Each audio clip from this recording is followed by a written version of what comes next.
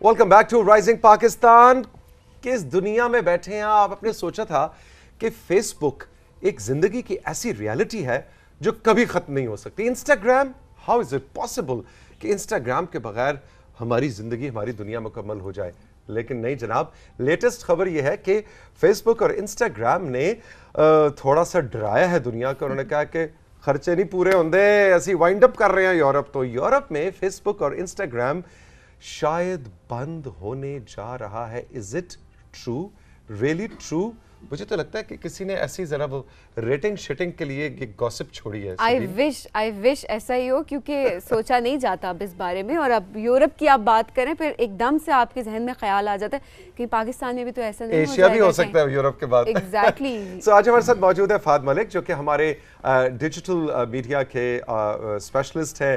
ज़्यादातर हम digital security के ऊपर बात करते हैं, लेकिन ये खबर इतनी दिलचस्प और बड़ी है कि हमने सोचा कि फ़ौरन इस पर राइजिंग पाकिस्तान में बात होनी चाहिए। Fahd, good morning. अस्सलाम वालेकुम। गुड मॉर्निंग अस्सलाम वालेकुम। ये सही बात है या तुमने ऐसी हमें डराने के लिए? सर, ये खबर बिल्कुल सही है और बड़ी खामोशी से इसको फेसबुक ने भी recently US security and exchange में एक रिपोर्ट सबमिट की अपनी ईयरली, और उसमें उन्होंने खामोशी से एक लाइन लिख दी कि there is a risk that we might have to wrap up operations in Europe. Wrap up operations exactly. और वो उसकी वजह बेसिकली दो मेन ऐप्स के लिए है, फेसबुक और इंस्टाग्राम। हमने पहले भी डेटा सिक्योरिटी पे बात की कि फेसबुक किस तरह से आपको ट्रैक करता है। यूरोप इस वक्त डेटा रेगुलेशंस के बारे में बहुत सीरियस है और उन्होंने रिसेंटली कुछ लॉज भी बनाए, जिसके मुताबिक नॉर्मली होता है कि पूरी दुनिया समेत फेसबुक जब भी आपका डेटा लेता है वो यहाँ से जाता है यूएस प्रोसेस होने, और वहीं से आपके एड्स के लिए टारगेटिंग होती है, सब कुछ वहीं पे होता है। ईयू ये चाहता है कि उनके जो यूजर्स का डेटा है वो लोकल सर्विस पे प्रोसेस हो, वो बाहर ना जाए। ओके। फेसबुक का डेटा बाहर जाता है। यूरोप के फेसबुक यूजर्स का जो डेटा है वो अमेरिका से जाके प्रोसेस ना हो, वो यूरोप के अंदर ही वो यूरोप में लोकल सर्विस पे हो। है। और फेसबुक ये नहीं कर सकता। फेसबुक कहता है कि हम यूरोप में अपने सर्विस नहीं लगा सकते, हमें यूएस भेजना है डेटा। सो उसके लिए उन्होंने कहा कि इधर EU has to change the laws. उन्होंने अभी रिसेंटली अपनी रेगुलेटरी अथॉरिटी भी बनाई है और उन्होंने बहुत स्ट्रिक्ट लॉज बनाए। तो या तो ईयू अपने लॉज चेंज कर दे, नहीं तो फिर हम जा रहे हैं। और अब फेसबुक ने फिर नाम चेंज किया, तो मतलब वो मेटा कह रहा है कि हम फेसबुक और इंस्टाग्राम क्योंकि एड टारगेटिंग के लिए इस्तेमाल होते हैं, तो या तो आप हमें करने दें, नहीं तो फिर हम जा रहे हैं। तो और उन्होंने जो इतनी बड़ी धमकी मिल गई है, धमकी इन द सेंस के मतलब कि उन्होंने एक तरह से एक स्टेटमेंट दे दिया कि ऐसे ये बंद कर सकते हैं, तो क्या आपको क्या लगता है? खुद उन्होंने अनाउंस नहीं किया पब्लिकली। उन्होंने सिर्फ अमेरिका में जो रिपोर्ट सबमिट की है सिक्योरिटी एंड एक्सचेंज कमीशन में, उसमें लिख दिया है कि बस ये हो सकता है, विच इज़ हाईली लाइकली कि ये हो जाएगा and once it's shut down. क्योंकि ये सिर्फ फ्री सर्विस नहीं है ना। यूरोप के कितने बिजनेसेस फेसबुक पे रिलाई कर रहे हैं, कितने इंस्टाग्राम पे रिलाई कर रहे हैं, कितने एड्स चल रहे हैं। So Facebook has to bear this loss जो उनके रेवेन्यू का है एड्स की वजह से, लेकिन उससे ज़्यादा लॉस वहाँ को होगा कि उनके businesses, at least I personally think कि 70-80% बिजनेस होगा जो सोशल मीडिया पे रिलाई कर रहा होगा। कोई मुकमका हो सकता है कि फेसबुक के कि अच्छा देखो हम इतने बिलियन डॉलर कमाते हैं यूरोप से, तो चलो कुछ शेयरिंग कर लेते हैं हमें, मतलब ऐसा मुकमका की कोई ऐसा मुकमका नहीं हो सकता। वो ये हो सकता है कि ईयू फिर बाद में कहे कि अच्छा आप नहीं यहाँ पे सर्विस लगाना चाहते तो फिर हम आपको लगा के देते हैं, लेकिन आप हमारे यूजर्स, इस पे मुझे नहीं लगता कि कोई कॉम्प्रोमाइज होगा कि डेटा बाहर जाता रहे। So EU will either give them an option कि आप यहीं पे करें और हम उसमें आपको सपोर्ट करते हैं, नहीं तो फिर आप जाएं। क्योंकि उन्होंने रिसेंटली वो जो कैम्ब्रिज एनालिटिका का केस हुआ था, उसके बाद ईयू ने बहुत सख्ती कर दी है, तो now there is no chance कि वो इस पे कॉम्प्रोमाइज करें। और जाएंगे तो दोनों जाएंगे तो फेसबुक दोनों जाएंगे, इंस्टा जाएंगे, मेटा अपने बाकी ऑपरेशंस करता रहेगा, क्योंकि ये दो मेन प्लेटफॉर्म्स हैं जो यूजर्स के डेटा को प्रोसेस करते हैं, जो एड्स के लिए इस्तेमाल होते हैं, जिसमें आपकी हैबिट्स, आपके नंबर्स, आपकी डिटेल्स शेयर होती हैं। सो वो पाकिस्तान समेत सारी दुनिया का डेटा यूएस जाके प्रोसेस होता है। अच्छा, इस पे अब थोड़ा सा जरा कंज्यूमर एंगल फाहद हमारे सामने रखिए कि कुछ लोगों की तो फेसबुक दुनिया है, उन्होंने सुबह उठ के देखना होता है कि अच्छा बुशरा आंटी का क्या स्टेटस है, बुशरा आंटी ने आज क्या पहना हुआ था, वो अपने फैमिली से, फ्रेंड्स से, वो रियल वर्ल्ड से उस डिजिटल वर्ल्ड के इतने शहरी बन चुके हैं कि एक तरह से वो शहरियत उनसे लेने वाली बात है। सो वो कंज्यूमर एंड पे क्या साइकोलॉजिकल इफेक्ट्स होंगे? देखें, जितना ज़्यादा लोगों का स्क्रीन टाइम है और जितने वो डिपेंडेंट हैं सोशल मीडिया पे, चाहे वो फेसबुक हो, इंस्टाग्राम हो, कोई भी हो, it always have a negative impact on your mental health. उसकी वजह क्या है? उसकी वजह यह है कि हम में से कोई बंदा भी सोशल मीडिया पे अपनी रोती हुई तस्वीर नहीं डालता। हम we want to portray the perfect image of our lives on social media. So हर शख्स की ज़िंदगी का एक बेहतरीन वर्जन वहाँ पे है और जो उसकी असल ज़िंदगी से थोड़ा सा मुख्तलिफ है। फिल्टरे लगे हुए, फिल्टरे एग्जैक्टली और वो उसकी असल ज़िंदगी से थोड़ा सा मुख्तलिफ है। आप हमेशा खुशी की खबर अपने सोशल मीडिया पे डालते हैं, आपकी प्रमोशन होती है तो आप डालते हैं। आप नहीं, हम अपने पेरेंट्स की या कोई अजीज करीब चला जाए उसकी डेथ की खबर भी डेथ के अलावा, लेकिन ज्यादा जो मेजॉरिटी जो खबरें हमें नजर आ रही होती हैं, सुबह सुबह आप मुझे मौत की बातें करके डराएंगे तो सो वो एक डिल्यूजनल दुनिया है जो आपकी असल दुनिया से थोड़ी सी मुख्तलिफ है। बिल्कुल बिल्कुल। सो जब आप सुबह उठ के बुशरा खाला और मतलब मरी में रहने वाली आंटी के बारे में जब आप देखेंगे कि उन्होंने आज सुबह अच्छे कपड़े पहने हुए फॉर इंस्टेंस, और आप अपने बिस्तर में बैठे हुए हैं और आप लेटे हुए हैं, सर्दी में आपका दिल भी नहीं चाह रहा कि आप उठ के तैयार हों या आप अपनी ज़िंदगी में कुछ करने की कोशिश करें, तो it always have a very negative impact on your mental health. और इस समेत बहुत सारी चीज़ें। सो जब एक ऐसी चीज़ जिस पे आपका दिन 50% डिपेंडेंट है, उसके दो रिपरकशंस हो सकते हैं। Either you have that urge to do something else, आप कुछ बेहतर कर लें, वो टाइम आपका सेव हो रहा है, या फिर आप किसी और प्लेटफॉर्म पे शिफ्ट हो जाएंगे। Now this is your decision कि आपने जो वक्त आपका फेसबुक ले रहा था उस वक्त को आप बुक रीडिंग में इस्तेमाल कर लें, कोई एक्सरसाइज कर लें, कोई वर्कआउट कर लें, या फिर आप वो फेसबुक से उठ के फिर टिकटॉक पे चले जाएं। So that's an individual's decision how he wants to go with that time. अच्छा फहद, बिजनेस किस तरह से इफेक्ट होगा? क्योंकि अब हम ऑनलाइन बिजनेस की बात करें तो हमेशा ये होता है ना कि आप कंपनी टू कस्टमर ज़्यादा चीज़ें चलने लग गई हैं, बजाय इसके कि एक कस्टमर जाए और वो चीज़ वहाँ से किसी स्टोर से जाके उस चीज़ को ले रहा है। अब वो डायरेक्ट कंपनी से ले सकता है और उसमें क्वालिटी की भी बात आती है हमेशा कि क्वालिटी कॉम्प्रोमाइज़ नहीं हो। तो फेसबुक, इंस्टाग्राम, अब ये जो दो प्लेटफॉर्म से ये एक बहुत अच्छा बीच में एक किरदार अदा कर रहे हैं। इन्हीं के थ्रू लोग चीज़ें जो हैं वो परचेज भी करते हैं और सेल आउट भी करते हैं चीज़ें। तो बिजनेस आपको क्या लगता है किस हद तक इसका हो सकता है? फेसबुक दूसरा बड़ा ऑनलाइन प्लेटफॉर्म है, सबसे बड़ा गूगल है, उसके बाद फेसबुक है, फिर ये बाकी सारे आते हैं। By Facebook we mean both Facebook and Instagram. So बहुत सारे बिजनेसेस पूरी दुनिया में फेसबुक पे ही जनरली रिलाई कर रहे होते हैं। मैं थोड़ा सा बिजनेसेस के बारे में भी बता देता हूँ। सबसे ज़्यादा जो इस वक्त पूरी दुनिया में इस्तेमाल हो रहा है फेसबुक, वो रियल एस्टेट के लिए इस्तेमाल हो रहा है। अच्छा, रियली? सो नॉर्मली उसमें होता ये है कि आप अपना एडवर्ट लगाते हैं फेसबुक पे और लोग आपको बताते हैं कि ये प्लाजा, ये घर, ये XYZ ये मैं ख़रीदना चाहता हूँ। सो उसमें आपके पास उनकी कॉन्टैक्ट डिटेल्स आती हैं, फिर आपकी टीम उनको कॉल करती है। इस तरह आप कोई भी प्रोडक्ट सेल कर रहे होते हैं, फॉर इंस्टेंस मोबाइल्स की जितनी एक्सेसरीज़ हैं वो अब ऑनलाइन ज़्यादा बिकती हैं। फिर बाहर से EU में बंद होने का मतलब ये नहीं है कि सिर्फ EU का बिज़नेस अफेक्ट होगा। बहुत सारे ऐसे बिजनेसेस पाकिस्तान समेत बाहर में जो EU से चीज़ें इंपोर्ट करते हैं, जिनकी कम्युनिकेशन, जिनकी सेलिंग परचेजिंग बाकी प्लेटफॉर्म्स के अलावा, जिसमें अमेज़ॉन है, बाहर की जितनी भी प्लेटफॉर्म्स हैं, सो उसके अलावा वो फेसबुक के थ्रू होती है। So this will be a huge setback to both consumer and for the businesses कि आपका एक कम्युनिकेशन का मीडियम ही ख़त्म हो गया। और फिर उसके बाद जब फेसबुक ये कह रहा है कि हम डेटा रेगुलेशंस के जो आपके लॉज हैं उनको नहीं फॉलो कर सकते क्योंकि आप हमें कह रहे हैं कि हम डेटा यहाँ पे प्रोसेस करें, तो just imagine how your data is being used. अगर वो एक मुल्क के कहने पे, EU के कहने पे, यूरोपियन यूनियन के कहने पे वो वहाँ पे प्रोसेस नहीं कर सकते, तो उसके रिपरकशंस क्या है कि वो इस्तेमाल किस तरह से हो रहा है। अच्छा, ये तो फिर अब वो आ गया ना कि वो मतलब डैगर्स ड्रॉन वाली सिचुएशन है कि यूरोपियन यूनियन कहता है कि इस पे कोई कॉम्प्रोमाइज नहीं, हमारा डाटा बाहर नहीं जाएगा। मेटा कहता है, फेसबुक, इंस्टा कहता है कि इस पे कोई कॉम्प्रोमाइज नहीं है, हम बंद कर देंगे। तो इसका हल क्या है? आपके ख्याल में कोई हल निकलेगा या वाकई आप फोरकास्ट कर रहे हैं कि इंस्टाग्राम और फेसबुक यूरोप में अगले आने वाले साल में आउट होते हैं? Sir, there is a possibility कि हल निकल आएगा, लेकिन that would take some time. अभी उनके एग्रीमेंट्स होने हैं, इस पे वो दोनों बैठेंगे और फिर दिल डिसाइड कि हमने किस तरह से इसको लेके चलना है, ताकि या तो इनके ऑपरेशंस बंद ना हो या फिर अगर डेटा जा रहा है तो फिर उसकी कोई वे आउट निकाला जाए, लेकिन दैट वुड टेक टाइम। मुझे लगता है कि शायद थोड़े से पीरियड के लिए बंद हो जाए। अच्छा। जब बंद होगा तो देन पीपल विल रियलाइज़ कि ये हुआ क्या है और इसकी ज़रूरत क्या थी, तो फिर शायद वो जो प्रोसेस है वो ज़्यादा स्मूथ होगा, लेकिन I personally think that would take a long time.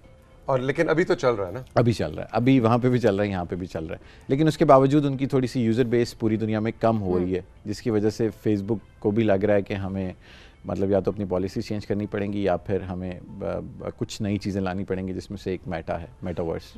और मेटावर्स पे हम एक पूरा एपिसोड तकरीबन 2 महीने पहले फात के साथ कर भी चुके हैं, लेकिन मेटावर्स को अगर क्विकली वो लोग जिन्होंने वो एपिसोड नहीं देखा था कि हम मेटा बहुत ज़्यादा कर रहे हैं, ये मेटावर्स क्या है और इसका ये फेसबुक का इसको तो बेटा बनना चाहिए था, फेसबुक का अब्बू बन गया, ये बेटा पहले और अब्बू बाद में कैसे पैदा हुए? देखें उस पूरे चीज़ को एक दफ़ा फिर डिस्कस कर लेते हैं। मेटावर्स एक फिनोमेना है जो आने वाले वक्तों में बहुत तेज़ी से डेवलप होगा और अभी हो भी रहा है। मेटावर्स का मतलब ये है कि आपकी इस दुनिया के पैरेलल में एक दुनिया है जो डिजिटल है, जिसमें आपका एक ई वर्जन है और उसको एक टर्मिनोलॉजी आप लोगों ने आजकल सुनी होगी, नॉन फंजिबल टोकन्स, NFTs। सो मेटावर्स में एक NFT होगी जिस पे आपका रुख अनवर होगा और उस पे हमारा एक डिजिटल वर्जन है। सो फेसबुक ने ये किया कि उन्होंने कहा कि डेवलप हो रही है टेक्नोलॉजी, सारी दुनिया इसकी तरफ जा रही है, तो फेसबुक ने अपना नाम चेंज करके मेटा कर लिया। और फिर उन्होंने कहा जी कि पहले फेसबुक थी, फेसबुक के नीचे फेसबुक एप्लीकेशन थी, इंस्टाग्राम था, बाकी चीज़ें थी, तो उन्होंने कहा जी कि अब ये मेटा हो गई है और इसके नीचे Facebook application, social media as it is है, इंस्टाग्राम एज इट इज़ है और बाकी चीज़ें इसी तरह से। सो हम ये कर रहे हैं कि हम मेटावर्स में इन्वेस्ट कर रहे हैं और अब हमने अपना नाम बदल लिया है ताकि हम दुनिया को ये बताएं कि मेटावर्स का जो सबसे ज़्यादा सपोर्टर है या जो सबसे ज़्यादा फाइनेंस कर रहा है, क्योंकि फेसबुक ने EU में ही 10,000 बंदा हायर किया था मेटावर्स के लिए। So even if Facebook gets shut down Facebook application, Meta will still operate for the metaverse in EU। अच्छा, वो नौकरियां नहीं जाएंगी? वो नौकरियां नहीं जाएंगी। सो मतलब फेसबुक का मतलब ये नहीं कि पूरी Facebook company, that means Facebook mobile application, Facebook application, Instagram application, बस बाकी जो फेसबुक की चीज़ें हैं जिसमें पोर्टल है, बाकी सारी चीज़ें they will operate as they are. So metaverse आने वाले दिनों में हो सकता है फेसबुक EU में शट डाउन हो जाए, लेकिन मेटा चलती रहेगी। तो फिर मेटा जब आएगी तो वो उसके साथ भी यही मसले होंगे कि आपका डेटा कहाँ जा रहा है। इंटरेस्टिंग। अच्छा, ये बताएं कि इस सारे का ताल्लुक इस बात से कितना है कि फेसबुक अब एक बूढ़ा शहरी बन चुका है और अब टिकटॉक और स्नैपचैट और हमारी मैं उस दिन कहीं पढ़ रहा था कि टिकटॉक के यूजर्स में जो मेजर तादाद है वो 15 से 24 साल तक की उम्र के नौजवानों की है, यंगस्टर्स की है। तो अब ऑब्वियसली पूरी दुनिया में नई खेप आ रही, तो इसका उससे कितना लिंक है कि अब यूजर भी शिफ्ट हुआ है? It's not just a matter of EU not allowing data to go out of EU, वो जो यूजर कंज्यूमर के नंबर्स का जो शिफ्ट है टुवर्ड्स टिकटॉक, टुवर्ड्स स्नैपचैट और दूसरे प्लेटफॉर्म्स, उसका कैसे कोरिलेट है? लास्ट दिसंबर में फेसबुक ने अपनी अपने एक्टिव यूजर्स की एक रिपोर्ट निकाली थी, जिसके मुताबिक उनके users, if I am not wrong, वो 1.930 बिलियन से 1.929 बिलियन यूजर्स हो गए। मतलब वो उनका कम हुए बहुत ज़्यादा, और पता नहीं मेरे ख्याल में 20% के करीब था। तो वो उनके यूजर्स कम हुए और ये वो हैं डेली एक्टिव यूज़र्स। ये नहीं है कि जिन्होंने साइन अप किया हुआ है, ये वो लोग हैं जो डेली आपकी ऐप पे आते हैं। और सरप्राइजिंगली टिकटॉक का जो डेली एक्टिव यूज़र है वो फेसबुक से ज़्यादा हो रहा है। और फेसबुक ने पहली दफ़ा 18 सालों में, 18 साल हो गए हैं, फेसबुक की उम्र है 18 साल, तो पहली दफ़ा 18 सालों में फेसबुक का डेली एक्टिव यूज़र कम गया। सो फेसबुक डेफिनेटली एक बूढ़ा शहरी बन रहा है और उसके यूज़र्स कम हो रहे हैं। और उसकी वजह यह है कि एक तरफ टिकटॉक है, टिकटॉक के मुकाबले में फेसबुक ने कोशिश की कि इंस्टाग्राम पे रील्स लॉन्च कर दी जाए और वो शॉर्ट वीडियोस। फिर यूट्यूब ने भी वही किया, यूट्यूब ने फिर शॉर्ट्स निकाल दी, लेकिन वो इतनी चली नहीं चीज़, क्योंकि जो टिकटॉक ने निकाला वो कहीं और नहीं चला। सो टिकटॉक की यूज़र बेस शॉर्ट वीडियोस के लिए बहुत ज़्यादा है। और जो आपने एज ग्रुप बताया 15 से 25 का, वो इस वक्त, वो पहले फेसबुक का इतना ज़्यादा सब्सक्राइबर था, लेकिन इस वक्त टिकटॉक की ऑलमोस्ट 70% जो यूज़र बेस है वो इस एज ग्रुप की है, बाकी सब इससे बड़े हैं।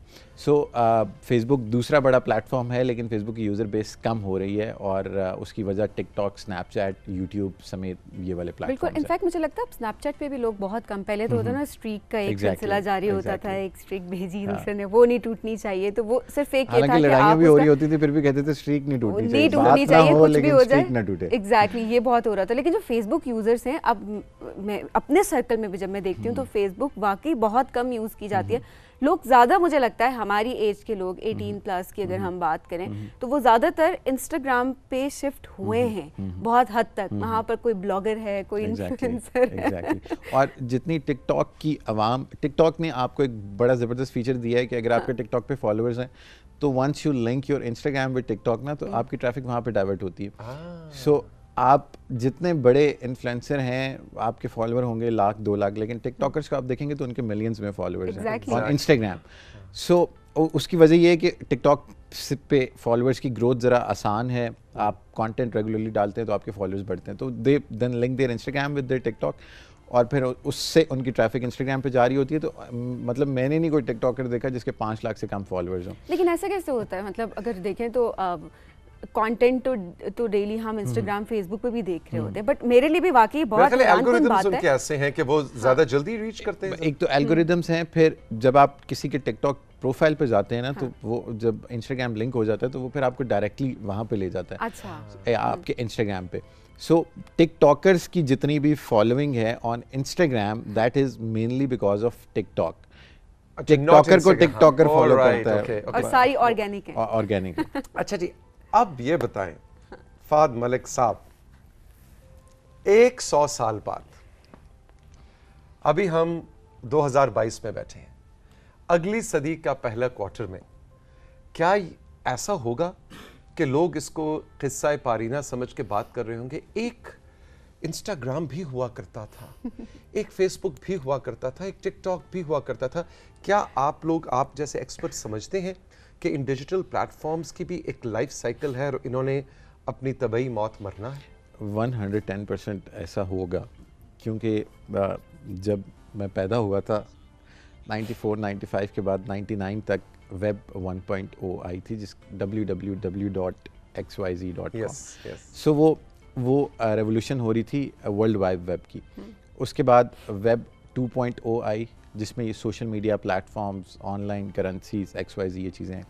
Web 3.0 is metaverse. सो आज से 100 साल बाद एक तो हम यहाँ पे बैठे हुए नहीं होंगे, हम मेटा में होंगे, हम एक डिजिटल दुनिया में होंगे जिसमें सारे अपने घरों में होंगे। उसके बावजूद PTV पे शो लाइव जा रहा होगा और गेस्ट्स वर्चुअली आ जा रहे होंगे, लेकिन वो एक अलग दुनिया होगी। उसमें हम इंस्टाग्राम पे पोस्ट नहीं डाल रहे होंगे, वो गॉड नोज कि उस वक्त क्या किस तरह से टेक्नोलॉजी होगी, लेकिन उसमें ये होगा कि हम अपनी तस्वीर। एक और बड़ा मेटावर्स में अमेजिंग फिनोमेना है नॉन फंजिबल टोकन्स का। मतलब तौसीक हैदर साहब का एक NFT होगा जो हज़ारों डॉलर की उसकी प्राइस होगी, और वो मेटावर्स में इस दीवार पे लगा हुआ होगा या उस दीवार पे लगा हुआ होगा। सो कोई भी जब मेटावर्स में आपके घर को विजिट करेगा तो उसको वो जब उसको देखेगा तो उसको पता लग जाएगा कि ये $1 लाख का है, $2 लाख का है, $3 लाख का। सो उन्होंने खरीदा। जिस तरह अभी हम जूतों पे, घड़ियों पे, गाड़ियों को जज करते हैं, तो उस वक्त हम NFTs को जज कर रहे होंगे कि इसके घर में $1 लाख का चुके होंगे। फहद, ये तो पता नहीं, would you like to live in that world Sabeen? No, मेरा तो नहीं, मैं खुद भी नहीं, है ना। लेकिन वो दिस हैज टू हैपन ना, हम उसको रोक नहीं सकते। लेकिन अभी शायद हम तो 100 साल की बात कर रहे हैं, लेकिन जो आप कहानी अभी सिनेरियो बता रहे हैं, मुझे ये तो लगता है बाय 2040 ये हो जाएंगी। अच्छा, अगले 20 साल में सब 20 साल में आराम से। 10 साल का वैसे इन कंपनीज का गोल है, लेकिन 20 साल तक नॉर्मलाइज हो जाएंगी। सीरियसली? हिस्ट्री मैं तो शायद एक्सपीरियंस ना, तुम होगी जरा फिर मुझे बताना बाद में कि कैसा एक्सपीरियंस था। क्योंकि अब वो पाकिस्तान में अनफॉर्चुनेटली चीज़ें थोड़ी सी डिले के बाद आती हैं। मतलब NFTs आप पाकिस्तान में नहीं ले सकते, वो ऑनलाइन करेंसीज बैन है, लेकिन बाहर सारी दुनिया, मतलब $3-3 लाख की NFT सेल हो रही हैं, जो लोग इसलिए लेके रख रहे हैं कि जब मेटावर्स आएगी तो ये मेरी प्रोफाइल पिक्चर होगी या ये मेरा, ये मेरे Exactly. Are you serious? ये गूगल जाके इतना चेंज वैसे भाई मैं तो अच्छा नहीं है वैसे पता नहीं, लेकिन मैं आपको बताऊं, इस वक्त जो बच्चे पैदा हो रहे हैं ना, जो अब इस पिछले 2-3-5 साल में था, शायद वो इसी एनवायरनमेंट में जब पले बढ़ेंगे और ग्रो करेंगे, उनके लिए शायद इतनी अचंभे की बात ना हो, उनके लिए ये इतना बिलीवेबिलिटी का इशू ना हो। हमें लग रहा है क्योंकि हमने वो TIP के फोन भी देखे हैं टक टक करके, बल्कि मैंने तो वो वाले भी देखे हैं, मैंने भी देखे। तो सभी तुमने भी देखा तो है म्यूजियम में, मैंने इस्तेमाल किया है, बिल्कुल इस्तेमाल किया। अब तो ये 4G 5G आ गया ना। मेरे टाइम पे तो वो 222 वाला इंटरनेट होता था, जिसमें पहले कार्ड डालते थे, फिर वो लैंडलाइन पे पहले आवाज आती थी टू टू टू, फिर वो जाके कनेक्ट होता था, है ना? तो अभी तो मतलब 10-10 MB का इंटरनेट उस पर केबीज में होता था। वो मुझे बड़े अच्छे कोई पता नहीं वीडियो थी ये कहाँ मैं देख रहा था कि वो TDK की जो कैसेट होती थी ना हमारी, वो उन्होंने कुछ इनको मिलेनियल्स को दी, जेन जी को दी, और जेन जी से मुराद वो बच्चे जो अब इस वक्त टीन्स में है, उन्होंने कहा कि ये क्या, वो उसको समझ ही नहीं है वो कि ये क्या है ना? कि उसने स्पॉटिफाई देखा है, उसने साउंड क्लाउड देखा है, exactly, उसको तो उनके लिए और वो उस कैसेट का ये भी होता था ना, वो जब चलना बंद कर जाती थी तो पेन डाल के उसको यूं सीधा करते थे, फिर वो चल भी पड़ती थी। और फिर उसको जो जोड़ना, मैं बड़ा एक्सपर्ट था। और पता सबसे अच्छी किस चीज से जुड़ती थी वो? ये ख्वातीन की जो नेल पॉलिश होती है ना, उससे, है ना? किस ने ये किया हुआ जिंदगी में? आप हमारे व्हाट्सएप पे हमें बता सकते हैं। हमारे कैमरामैन आसिफ शाह हाथ खड़ा कर रहे हैं, हाँ मैंने भी इसको जोड़ा हुआ नेल पॉलिश। लेकिन मुझे लगता है रियलिटीज जो है जी, उस टाइम पर जिस वक्त मुझे लगता है कि चीज़ों की कदर भी होती थी उस टाइम पे, है ना? अगर आपने जितना टाइम देना है, वो जो आप कैसेट की बात कर रहे हैं, वो अगर आपने एक सॉन्ग सुनना है तो उसके पीछे भी एक एफर्ट होती थी उस चीज़ की कदर। अब जो है एक क्लिक पे चीज़ें हैं, कन्वीनियंस तो हो गई है, लेकिन obviously at the same time हम कहते हैं अच्छा जी कभी भी किसी भी टाइम कर लेंगे, राइजिंग पाकिस्तान सुबह नहीं देखा तो चलें खैर हम यूट्यूब पे देख लेंगे, या शाम में रीरन में देख लेंगे। और मुझे याद है जब मैं बैक इन 2005-6 जब मैं 5वीं-6वीं क्लास में होता था, तो हमारी अम्मा हमें सुबह उठाती थी और जितनी देर में नाश्ता बन रहा होता था और गाड़ी आनी होती थी तो हम तैयार होकर टीवी के आगे बैठ जाते थे कि कार्टून्स आने। सो वो मतलब अब बच्चे उठते हैं सुबह, भाग दौड़ में भागते हैं दफ्तर स्कूल्स, और फिर शाम में आगे जी कार्टून देख लेंगे, ये देख लेंगे, वो देख लेंगे। सो वो उस वक्त एक तो probably there were different values और वक्त की थोड़ी सी कदर भी थी, लेकिन अब तो it's like running cycle, nobody has time, nobody is doing anything and nobody has time। Fahad, तुम्हारे सेगमेंट का इतना अच्छा हमें रिस्पांस आता है हमारे सोशल मीडिया के, जी फहद भाई जब आएंगे ना तो हमें नया कुछ सीखने को मिलेगा, लेकिन ये वो वाहिद सेगमेंट है राइजिंग पाकिस्तान का जिसके एंड पे मैं उदास हो जाता हूँ और मैं तुमसे बिल्कुल खुश नहीं होता, क्योंकि जो तो सिनेरियो रख के जाता है हमारे सामने वो बिल्कुल भी मैं उस सिनेरियो में नहीं जाना चाहता। लेकिन आप समेत यूजर्स NFT को गूगल करें तो आपको समझ आएगी कि मतलब दुनिया किस तरफ जा रही है। और मैं एट टाइम्स आई थिंक कि ये मतलब human to human interaction is always you know exactly. Thank you very much Fahad, बहुत बहुत शुक्रिया, ऑल द बेस्ट। या शाम में रीरन में देख लेंगे। मुझे याद है जब मैं बैक इन 2005-6 जब मैं 5वीं-6वीं क्लास में होता था, तो हमारी अम्मा हमें सुबह उठाती थी और जितनी देर में नाश्ता बन रहा होता था और गाड़ी आनी होती थी तो हम तैयार होकर टीवी के आगे बैठ जाते थे कि कार्टून्स आने। सो वो मतलब अब बच्चे उठते हैं सुबह, भाग दौड़ में भागते हैं दफ्तर स्कूल्स, और फिर शाम में आगे जी कार्टून देख लेंगे, ये देख लेंगे, वो देख लेंगे।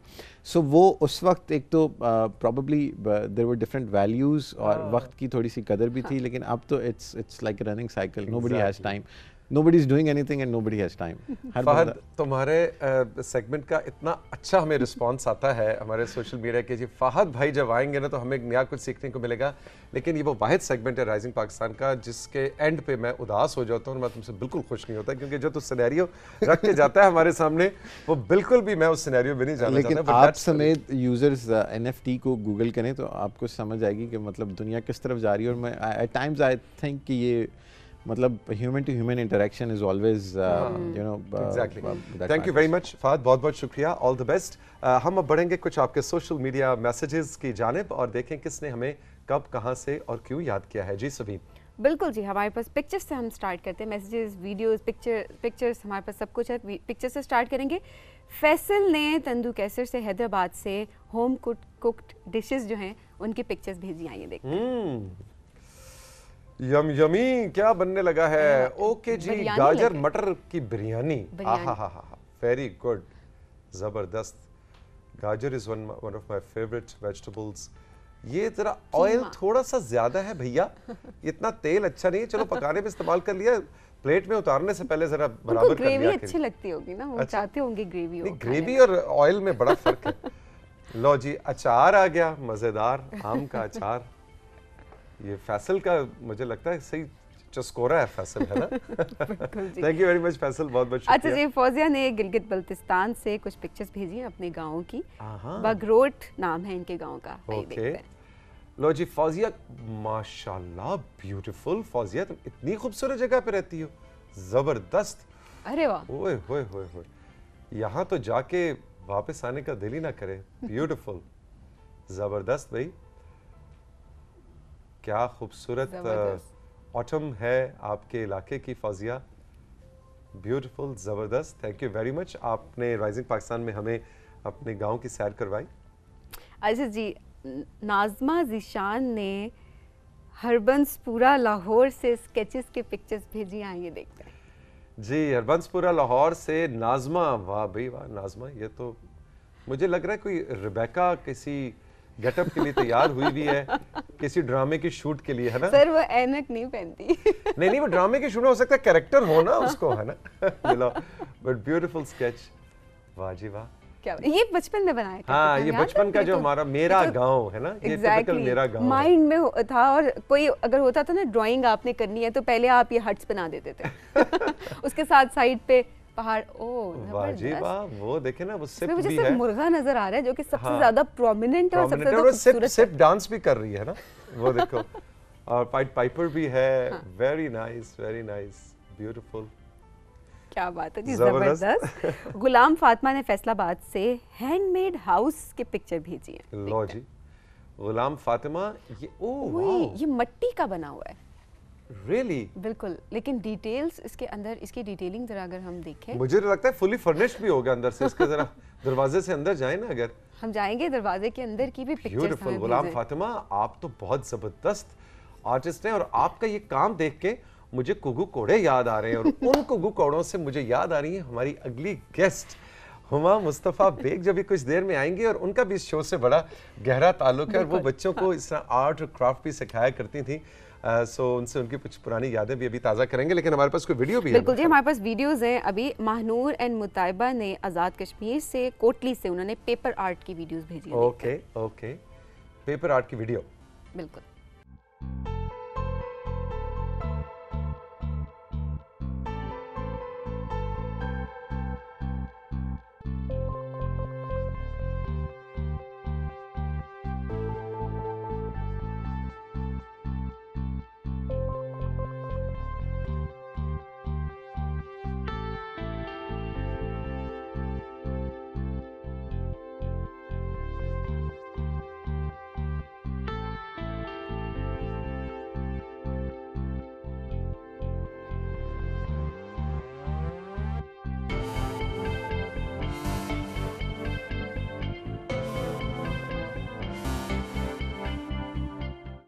वाजिबा, महानूर और मुताइबा, जबरदस्त आपका आर्ट वर्क है ना। एडिटिंग स्किल्स देखें कितनी अच्छी थी। ऊपर से नीचे आर्ट वर्क हो रहा है, ऊपर से बर्फ गिर रही है। अच्छा, वो हाँ, बाकी फिल्मिंग एडिटिंग स्किल्स का अपनी दाद है, लेकिन जो आर्ट वर्क उन्होंने क्रिएट किया उसकी अपनी दाद है। वो पहले मुझे समझ नहीं आई कि ये गोल गोल येलो रिंग से क्या बनने वाला है, लेकिन उसके बाद फाइनली वो इतने खूबसूरत जब फूल बने हैं, तो शाबाश भाई, वेरी गुड, जबरदस्त। अच्छा जी, हमदान अली ने चित्राल से वीडियो भेजी है, देखते हैं।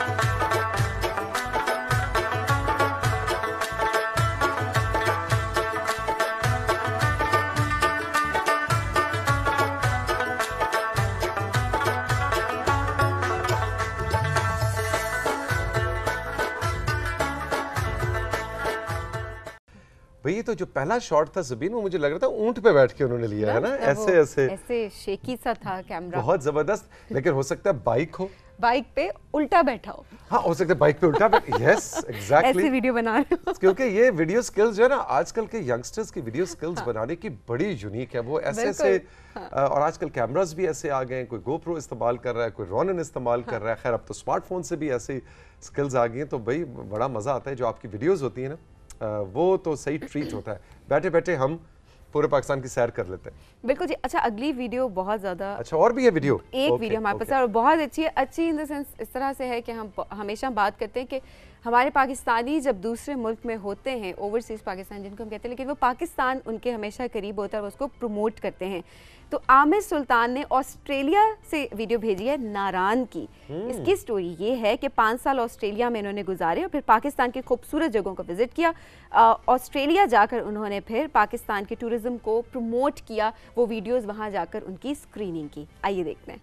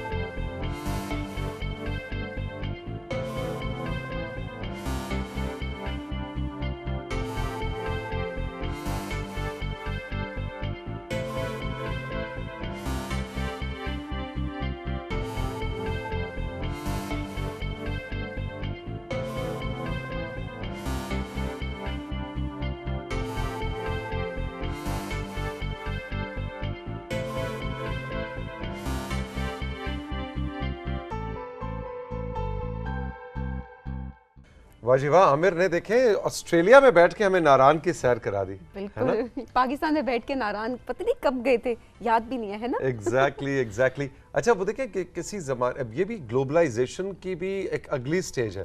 किसी जमाने में फाद हम बात किया करते हैं कि जी ग्लोबलाइजेशन में याद है स्कूलों के अंदर तकरीरी मुकाबलों में ग्लोबलाइजेशन के फॉर और अगेंस्ट तकरीरें हो रही थी।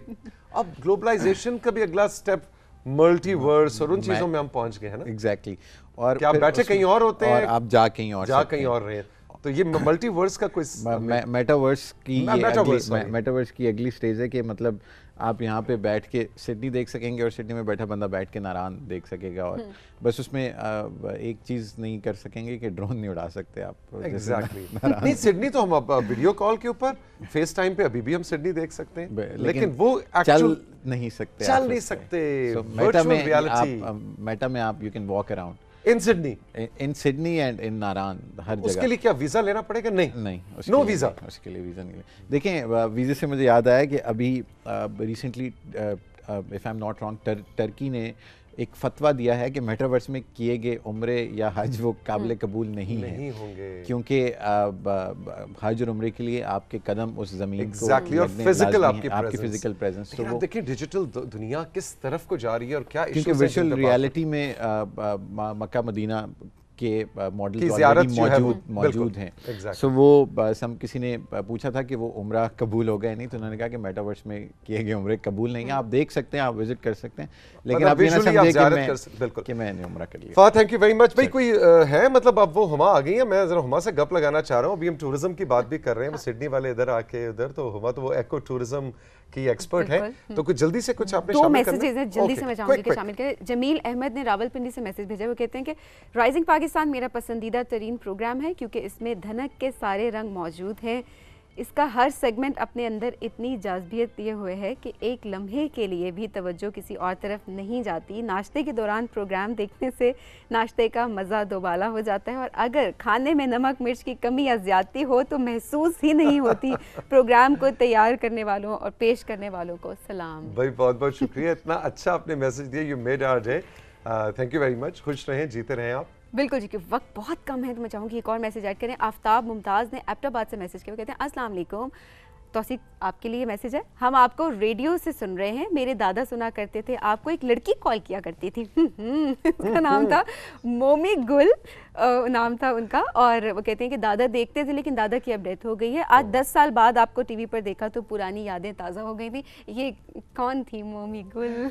मोमी गुल जेलम से कॉल किया करती थी, और बाकी वो बहुत रेगुलर कॉलर थी। आजकल अब पता नहीं जहाँ भी हो, सेहत से हो, खुश हो, लेकिन आप भी बड़े को पुराने इंतखाब इस प्रोग्राम का नाम हुआ करता था सबीन। और बिल्कुल जी, आपके दादा और उनके सब क्लास फेलोज, जो कि तकरीबन मेरे ही क्लास फेलोज होंगे, वो भी प्रोग्राम सुनते थे, बच्चे बड़े।